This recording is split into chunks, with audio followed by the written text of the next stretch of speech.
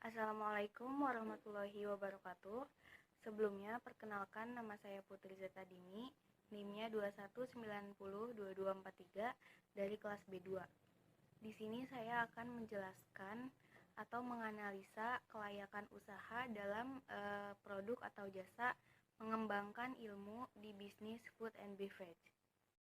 Nah, di sini saya akan menganalisa kelayakan usaha dalam produk atau jasa mengembangkan ilmu pengetahuan di bisnis food and beverage. Untuk penyusun konsep bisnisnya yaitu saya sendiri, Putri Zata Dini. Ada beberapa poin. Yang pertama itu analisa kekuatan ide bisnis, yaitu ada tingkat diinginkan pasar terhadap produk atau jasa. Untuk mengambil keuntungan dari tren lingkungan, menyelesaikan masalahnya, mengatasi kesenjangan yang tidak terisi di pasar, ketepatan waktu masuk ke pasar itu dalam ide bisnis ini berpotensi tinggi. Namun, di luasnya gagasan untuk menambahkan nilai bagi pembeli atau pengguna akhir itu berpotensi sedang. Lalu ada sejauh mana pelanggan puas dengan produk pesaing yang sudah tersedia itu juga berpotensi tinggi. Dan sejauh mana ide tersebut mewajibkan pelanggan untuk mengubah praktik dasar atau perilaku mereka juga berpotensi sedang. Lalu untuk poin yang kedua yaitu ada permintaan produk atau jasa yang disurvei langsung atau online. Ini ada 3 poin. Ada seberapa besar kemungkinan pasar akan membeli produk atau layanan yang ditawarkan, yaitu berpotensi tinggi. Lalu ada bagaimana mereka bersedia membayar untuk produk atau layanan yang ditawarkan itu berpotensi tinggi juga. Lalu di mana mereka dapat menemukan produk atau layanan ini untuk dijual berpotensi sedang. Nah, untuk di poin yang pertama ini hasilnya skornya itu ada 6. Lalu dibagi 2 menjadi X-nya sama dengan 3.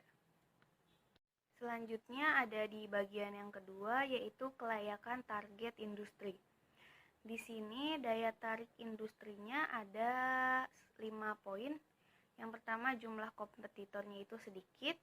Yang kedua tahap siklus hidup industrinya yaitu phase tumbuhnya sangat cepat.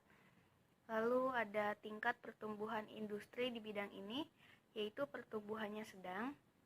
Lalu ada pentingnya produk atau layanan industri kepada pelanggan dan potensinya tinggi yaitu harus memiliki. Yang terakhir ada margin operasi industri yaitu potensinya sedang. Lalu di poin yang kedua ada daya tarik target pasar dan konsumen. Ada 5 poin juga. Yang pertama identifikasi target pasar untuk usaha baru yang diusulkan, yaitu statusnya teridentifikasi. Yang kedua, kemampuan untuk menciptakan penghalang untuk masuk bagi pesaing potensial, yaitu mungkin atau mungkin tidak bisa menciptakan. Yang ketiga, ada daya beli pelanggan, yaitu sedang. Dan ada kemudahan membuat pelanggan sadar akan produk atau layanan baru ini, yaitu potensinya tinggi. Selanjutnya ada potensi pertumbuhan target pasar, yaitu tinggi. Untuk di bagian yang kedua ini, jumlah poinnya ada 5 poin, yaitu dibagi 2 menjadi X-nya sama dengan 2,5. Selanjutnya di bagian yang ketiga yaitu menganalisa kelayakan organisasinya. Di sini yang poin pertama adalah kecakapan atau flawless management. Terdiri dari 5 poin. Yang pertama, pendiri atau pengalaman pendiri dalam industri, yaitu pengalamannya sedang. Lalu pendiri atau keterampilan pendiri berkaitan dengan produk atau jasa yang baru diusulkan, yaitu terampil. Sejauh mana jaringan profesional dan sosial pendiri atau pendirinya di industri yang relawan, potensinya sangat luas. Lalu ada sejauh mana usaha baru yang diusulkan tersebut memenuhi tujuan dan aspirasi pribadi, pendiri atau pendiri, potensinya kuat. Dan yang terakhir ada kemungkinan tim bisa disatukan untuk memulai dan menumbuhkan usaha baru, yaitu sangat mungkin. Untuk poin yang kedua yaitu kecukupan sumber daya. Ada 2 poin di sini, yaitu pertama ada karyawan dengan kompetensi spesifik yang potensinya sedang. Lalu ada perlindungan properti intelektual pada aspek kunci bisnis atau tidak berlaku pada saat pemula, yaitu potensinya sedang. Untuk di bagian yang ketiga ini ada mendapatkan 4 skor yang dibagi 2, X-nya sama dengan 2. Nah, selanjutnya ada di bagian keempat, yaitu kelayakan dalam finansialnya. Di sini yang poin pertama adalah total modal awal yang ditumbuhkan. Ada 3 poin: modal ekuitas, modal utang, dan modal khusus. Untuk modal ekuitas itu potensinya sedang, modal utang itu potensinya rendah, dan modal khusus itu potensinya tinggi. Yang kedua itu ada kinerja keuangan bisnis sejenis. Ada karakteristik ekonomi industri yang potensinya tinggi, ada profitabilitas dan risiko saat ini yang potensinya tinggi, dan ada nilai perusahaan yang potensinya sedang. Poin yang ketiga yaitu daya tarik finansial keseluruhan. Ada hasil keuangan historis yang potensinya sedang, ada proyek pendapatan yang potensinya tinggi, lalu ada keuntungan setidaknya untuk 3 tahun ke depan yang potensinya sedang, ada margin kotor dan laba sebelum pajak sebagai persentase dari pendapatan yang potensinya sedang, dan ada daya tarik relatif terhadap perusahaan lain yang telah dilihat, itu potensinya sedang.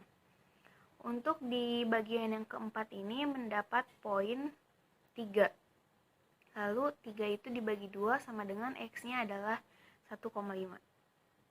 Nah, untuk yang di bagian kelima ini adalah potensi keseluruhan, yaitu potensi keseluruhan dari bisnis yang saya sediakan.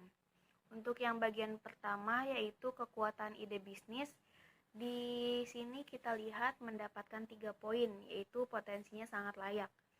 Dan saran untuk meningkatkan potensinya yaitu lebih dikembangkan lagi untuk ide-ide yang lebih menariknya. Lalu di bagian kedua ada isu terkait industri atau pasar. Di sini poinnya ada 2,5, potensinya sangat layak. Namun ada juga sarannya untuk meningkatkan lebih potensinya, yaitu mengidentifikasi pasar yang lebih baik. Untuk di bagian yang ketiga itu ada kelayakan organisasi, nilai potensinya itu 2, potensinya sangat layak. Dan sarannya yaitu agar lebih detail dalam mengatur sistem pengorganisasiannya. Untuk di bagian yang keempat yaitu isu finansial, yaitu poinnya 1,5, berarti potensinya layak. Dan sarannya untuk meningkatkan potensinya yaitu agar lebih detail dalam mengatur pembiayaannya.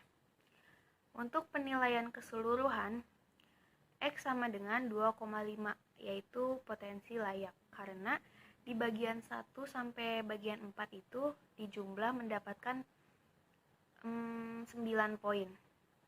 9 poin ini dibagi menjadi 4. Menjadi 2,25. Dan saran untuk meningkatkannya yaitu untuk segera ditindaklanjuti perkembangan bisnisnya.